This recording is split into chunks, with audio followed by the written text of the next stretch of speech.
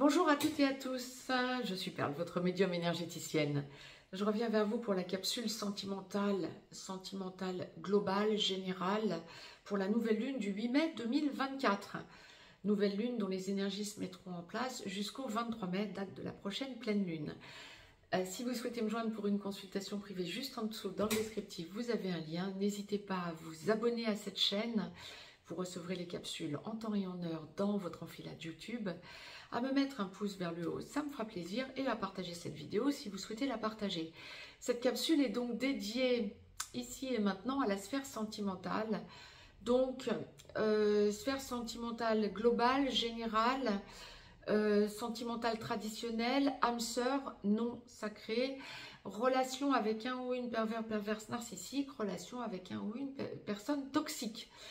Étant entendu que pour les perverses narcissiques, ça peut toucher des personnes qui ne sont pas dans une relation sacrée, mais ça peut toucher dans les relations sacrées une personne qui va devoir travailler sur sa blessure d'abandon. Pour les personnes toxiques, bien sûr, vous n'êtes pas forcément dans une relation sacrée à venir ou déjà en cours, et vous pouvez être avec une personne toxique. Si vous êtes dans une relation sacrée à côté, la personne toxique touchera la personne des deux dans la relation sacrée qui travaille sur la blessure de rejet. Donc je vais détailler tout cela en pure médiumnité. Par contre, avant, juste petit rappel, je vous ai posté avant la capsule sur la sphère globale et sur la sphère mondiale, où je vous détaille un peu plus les aspects en astrologie occidentale. Donc n'hésitez pas à visiter ou revisiter cette capsule générale et mondiale pour avoir plus d'informations sur l'astrologie occidentale, entre autres bien sûr, et pour le reste bien sûr aussi. Mais cette nouvelle lune donc du 8 mai, ce que je peux vous en dire pour que ça ne soit pas trop redondant, cette nouvelle lune du 8 mai met donc en place les énergies jusqu'au 23 mai 2024, date de la prochaine pleine lune. La nouvelle lune sera donc active à 18 degrés 2 minutes Taureau, soleil-lune conjoint à 18 degrés 2 minutes Taureau à 3h23 temps universel, 5h23 temps universel plus 2 heures pour l'Europe de l'Ouest par exemple en heure d'été, bien sûr retrancher ou ajouter des heures en fonction du fuseau horaire dans lequel vous vous trouvez, bien évidemment. Donc pour la sphère sentimentale, globalement parlant, avant même de vous détailler, on va être dans une quinzaine du 8 au 23 mai où vous allez pouvoir ressentir que sentimentalement, ça bouge et en même temps, comment je vous dirais, ça s'affirme. Vous allez ressentir qu'au niveau sentimental, vous pouvez, comment je vais vous dire, vous pouvez...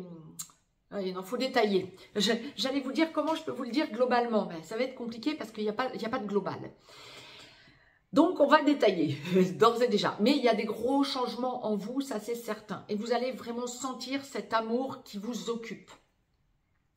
Autant vous avez pu être en perte de repère, autant là, vous allez sentir que vous avez besoin d'affiner l'amour qui est en vous. Lorsque vous êtes dans une relation traditionnelle ou une relation d'âme sœur non sacrée, les relations sacrées, âme sœur sacrée comme flamme jumelle, je vous le mettrai dans 2 capsules à venir.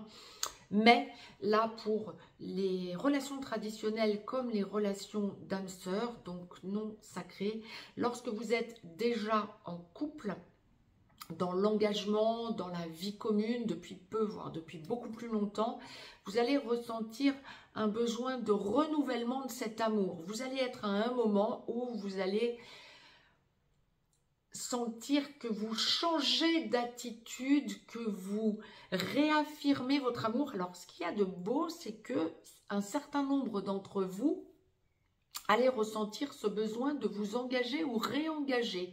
Alors, ça peut être l'envie de vous marier, l'envie de renouveler vos vœux, l'envie de le dire et le redire à votre autre, je t'aime, etc. Et l'envie de le dire différemment. Vous sentez que de part et d'autre, vous êtes dans une nouvelle façon d'aimer. Ah, c'est beau ce qu'on m'envoie. Il y a vraiment un rééquilibrage. Vous pouviez sentir ces derniers temps que votre amour était en train de changer. Alors, je parle pour les couples qui vont bien, hein, bien sûr. Hein. Votre amour était en train de changer. Votre amour... vous perdiez vos repères un petit peu dans l'amour et en même temps, vous sentiez que il y avait des choses nouvelles qui arrivaient. Bien là, ça y est, ça descend dans la matière et vous sentez une nouvelle façon d'aimer. Et pour un certain nombre d'entre vous, lorsque vous êtes encore en âge de procréer, ben vous allez avoir envie d'agrandir votre famille, envie d'avoir des enfants. Vous pouvez aussi apprendre que vous allez avoir des petits-enfants si vous êtes en âge d'avoir des petits-enfants ou que vous avez des enfants qui sont en âge eux-mêmes d'avoir des enfants. De part et d'autre, il y a vraiment cette idée de famille qu'on a envie qui s'agrandisse parce qu'on est dans une nouvelle façon d'aimer son autre ou d'aimer tout court. Bon, ça c'est pour les personnes qui sont déjà en couple, mais on me parle avant tout d'amour de foyer, d'amour dans le foyer. Donc ça peut aussi être lorsque vous avez des enfants qui sont chez vous encore, parce qu'en âge d'être chez vous, peut-être des enfants, des adolescents, ou des enfants qui sont adultes, mais qui sont encore chez vous, qui viennent chez vous, peut-être en vacances, il y a cette idée de sentir cet amour. Il y a cette idée d'une nouvelle façon d'aimer vos enfants, votre famille, votre votre conjoint, votre conjointe. C'est vraiment, c'est beau, c'est profond, c'est tout doux, hein, c'est vraiment quelque chose de puissant qui vous arrive. Au point de vous en faire perdre vos repères, vous dire ben, je ne l'avais pas encore touché du doigt de cette manière. C'est ok, c'est parfait. Pour ceux et celles qui sont dans une relation, mais une relation où vous n'êtes pas encore en train de vous engager, on ne parle pas des relations sacrées, hein, où vous n'êtes pas encore en train de vous engager, ah, c'est peut-être moins soft. Alors, si ça va, si votre relation prend bonne tournure, je ne vois pas forcément qu'il y ait des blocages, mais il peut y avoir un report de décision de s'engager. Et dans ce cas-là, la décision vient de votre côté plutôt. Vous avez besoin d'un peu plus de temps, c'est la personne qui entend cette capsule, vous avez besoin d'un peu plus de temps pour trouver vos repères. Mais par contre, c'est une période où vous allez sentir que vous aimez de plus en plus cette personne, mais on n'avance pas à pas. Vous avez besoin de prendre votre temps. Si vous avez des doutes quant à l'amour que vous portez à la personne avec laquelle vous êtes en relation, ça va être une période où vous avez besoin de vous respecter et d'arrêter cette relation à minima momentanément pour prendre du recul et voir ce que vous pouvez bien n'avoir à faire encore dans cette relation.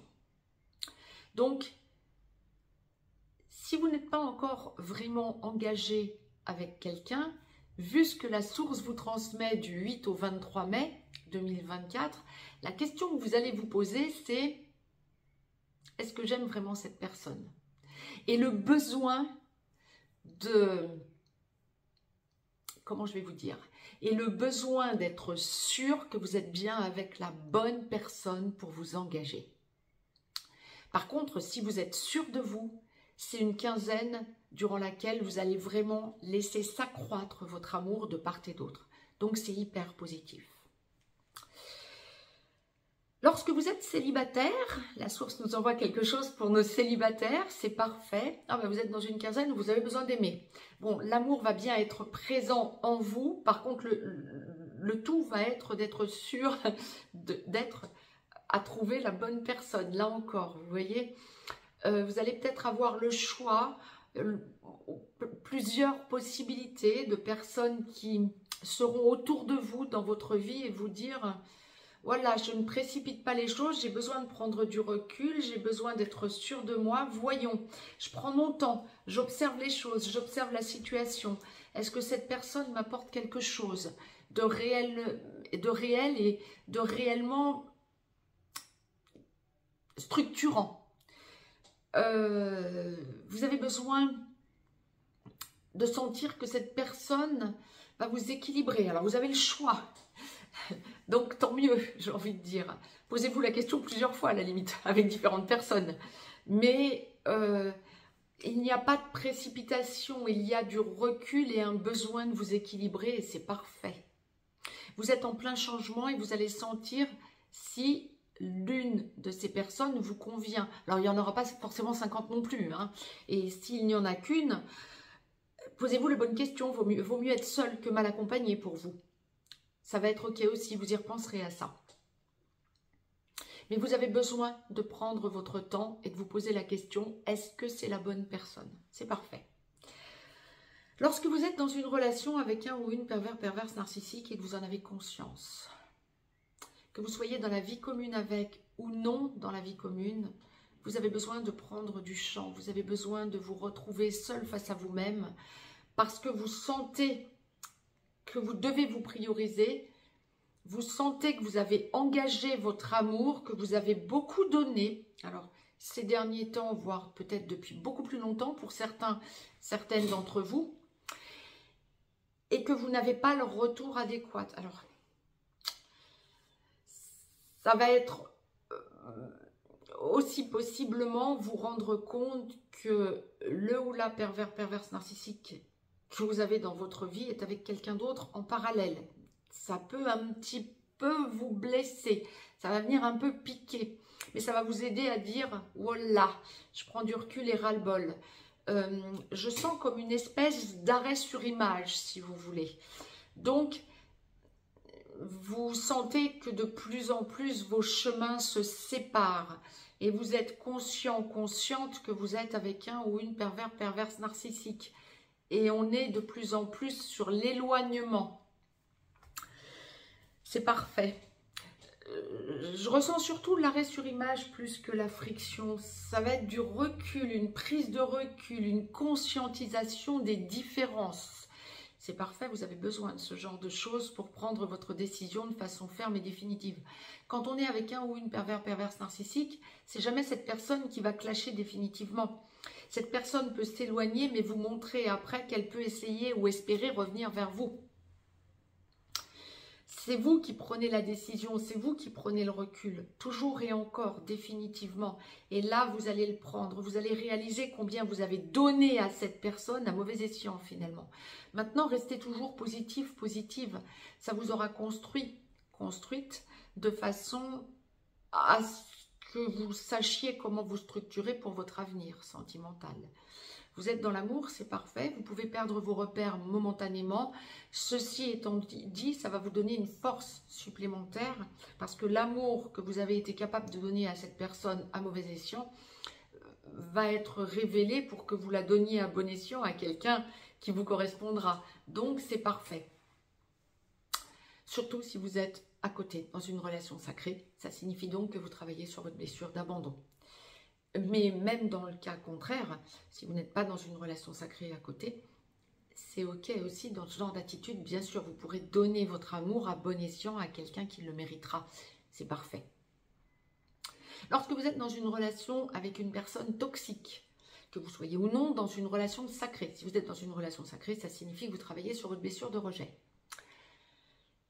On va être dans une quinzaine du 8 au 23 mai où vous allez être en recherche de compréhension, si j'ose dire, du pourquoi, du comment cette personne va voir ailleurs aussi.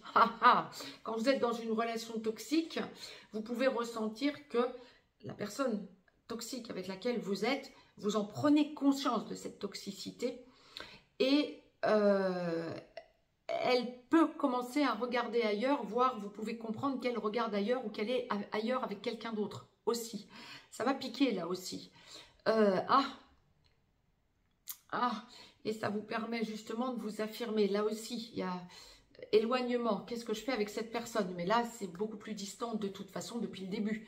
Vous n'avez pas engagé vos sentiments. Et vous allez ressentir combien vous avez eu raison de ne pas engager vos sentiments avec cette personne. En revanche, vous allez vous tourner vers une personne peut-être de votre passé. Alors, si vous êtes dans une relation sacrée, âme sœur sacrée comme flamme jumelle en parallèle, vous allez repenser à votre autre plus. Mais on verra ça dans les relations, dans les capsules dédiées aux relations sacrées. du côté du masculin sacré ou runner, on verra ça à venir donc. Mais vous allez vous tourner vers cette personne justement parce que vous allez ressentir combien l'amour que cette personne vous porte vous permet de vous rééquilibrer et non pas la personne toxique avec laquelle vous êtes. Ceci étant dit, vous pouvez être dans une relation, avec une personne toxique sans être dans une relation sacrée, bien évidemment. Et en quel cas, là, vous allez ressentir combien vous devez vous tourner vers quelqu'un d'autre. Ça peut être aussi quelqu'un de votre passé, même dans ce type de relation. Ça va être salvateur pour vous, en fait, de penser à une personne de votre passé que vous avez peut-être perdu de vue, pour l'immense majorité d'entre vous. Et ça va vous permettre de comprendre que vous n'avez plus rien à faire avec la personne toxique qui est dans votre vie actuellement. Ça va vous permettre de vous rééquilibrer et de lâcher prise. Parce qu'il y a quelque chose de très blessant durant la quinzaine du 8 au 23 mai. Quant à cette personne toxique dans votre vie, cette personne va vous faire du mal. Il y a une idée de...